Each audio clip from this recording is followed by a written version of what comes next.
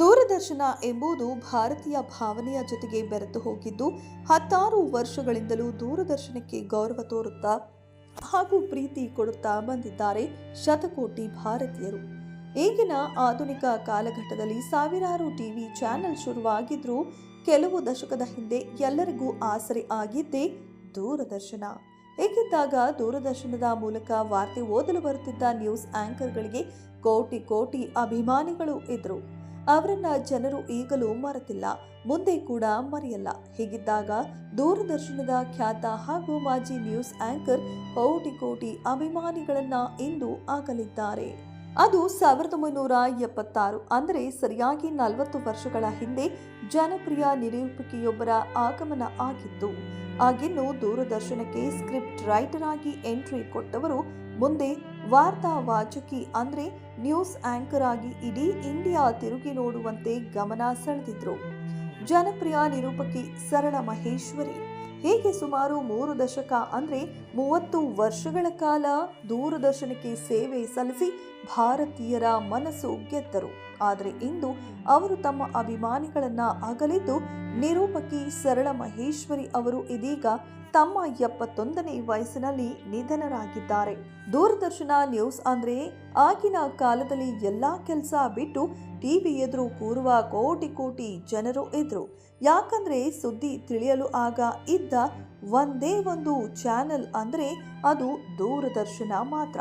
ಹೇಗಿದ್ದಾಗ ದೂರದರ್ಶನದ ತೆರೆ ಮೇಲೆ ನಿರೂಪಕಿ ಸರಳ ಮಹೇಶ್ವರಿ ಅವರು ನ್ಯೂಸ್ ಓದುತ್ತಿದ್ದರೆ ಭಾರತೀಯರು ಕಣ್ಣು ಮಿಟುಕಿಸದೆ ನೋಡುತ್ತಿದ್ದ ಸಮಯ ಇತ್ತು. ಸುದ್ದಿಗೆ ಸೊಬಗು ಮತ್ತು ಸರಳತೆ ತುಂಬುವ ಜೊತೆಯಲ್ಲೇ ಜೀವಂತಿಕೆ ಕೊಡುತ್ತಿದ್ದರು ಸರಳ ಮಹೇಶ್ವರಿ ಅವರು.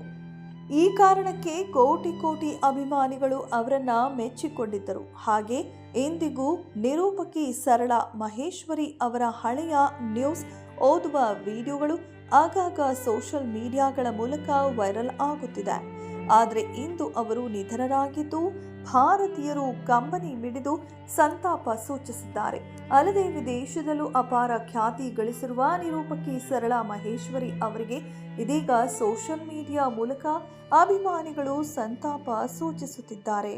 ನಿರೂಪಕಿ ಸರಳ ಮಹೇಶ್ವರಿ ಅವರು ಭಾರತೀಯ ರಾಜಕೀಯ ಸೇರಿದಂತೆ ಹಲವು ಪ್ರಮುಖ ಘಟನೆಗಳನ್ನು ನಿರೂಪಣೆ ಮಾಡಿದ್ರು. 1991ರ ಸಮಯದಲ್ಲಿ ಮಾಜಿ ಪ್ರಧಾನಿ ರಾಜೀವ್ ಗಾಂಧಿ ಅವರ ಹತ್ಯೆ ಬಗ್ಗೆ ಬಂದ ಆಘಾತಕಾರಿ ಸುದ್ದಿಯನ್ನ ಪ್ರಕಟಿಸಿದ್ದು, ಇದರ ಜೊತೆಗೆ 1997ರ ಸಮಯದಲ್ಲಿ ಮದರ್ ತೆರೇಸಾ ಅವರ ಅಂತ್ಯಕ್ರಿಯೆಯ ಸುದ್ದಿ ನಿರೂಪಣೆ ಕೂಡ ಪ್ರಮುಖ ಘಟನೆಗಳಲ್ಲಿ ಸೇರಿವೆ.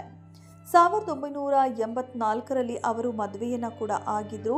BBC ವಾಹಿನಿಗೆ ಕೂಡ ಕೆಲಸ ಮಾಡಿದ ಅನುಭವ ಅವರಿಗೆ ಇತ್ತು. 1988ರ ಸಮಯಕ್ಕೆ ಮತ್ತೆ ಅವರು ದೂರದರ್ಶನಕ್ಕೆ ಮರಳಿ ಸೇವೆ ಆರಂಭಿಸಿ 2005ರ ತನಕವೂ ಕೂಡ ಸೇವೆ ಸಲ್ಲಿಸಿ ಆ ನಂತರ ಕುಟುಂಬದ ಜೊತೆಗೆ ಸಮಯ ಕಳೆಯಲು ರಾಜೀನಾಮೆ ನೀಡಿದರು.